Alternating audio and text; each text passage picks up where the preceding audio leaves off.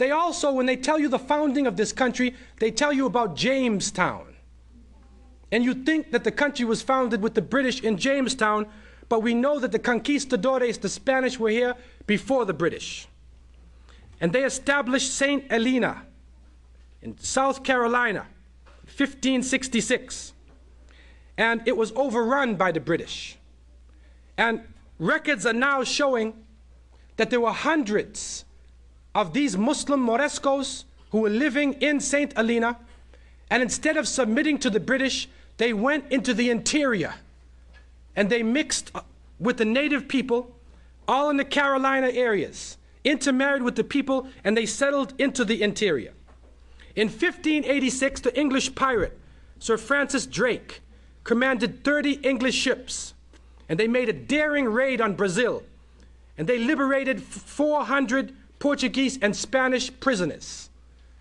Amongst them is reported that 300 or more were Muslims, Moriscos. Francis Drake carried his ships to America, and history also tells us that 200 of these people were left on the shore, and the British citizens who wanted to return, they were tired of America, they wanted to return, they went with Francis Drake, and these people landed in America, went up into the mountains, and they met the other ones. These Moriscos they are called melungeons. And they met this other group, and they settled, and they intermingled with the native populations living in the Carolinas, living in Georgia, all in the interior area. And they called themselves Portuguese. Anytime you see them, they will call themselves Portuguese. We used to say Geechee. So if you have, you're Afro-American, part of my family, maybe many people, you have somebody in the family say, you're light-skinned Geechee. Okay, it's like this is a group of people that was known, that's known in America, especially in the South. They're known. But where did they come from? A startling research just done within the last few years by Brent Kennedy, who was one of these melungeons. He found out he had this disease, sarcoidosis, a terrible disease. And when he checked out this disease, he found out that the only people who have this disease are the people who live along the Mediterranean. The Spanish, the Portuguese, Sicilians, Moroccans, Libyans, Turkish. These are the people who have this disease. And they checked it genetically to these groups. And so when he checked out history more, and he was given a grant to check out history, he found out that in the mid-1600s, there were people living amongst the Powhatans and related tribes of Eastern Virginia and North Carolina who were described as dark like Indians, but called Portuguese. The similar people in South Carolina called themselves Turks. The early 17th century Powhatan Indian description of heaven is nearly word for word like the description found in the Quran itself. In 1784, Tennessee Governor John Sevier records an encounter with people in the western North Carolina with dark skin, reddish-brown complexions. They were supposed to be of Moorish descent, he said, of Moorish descent.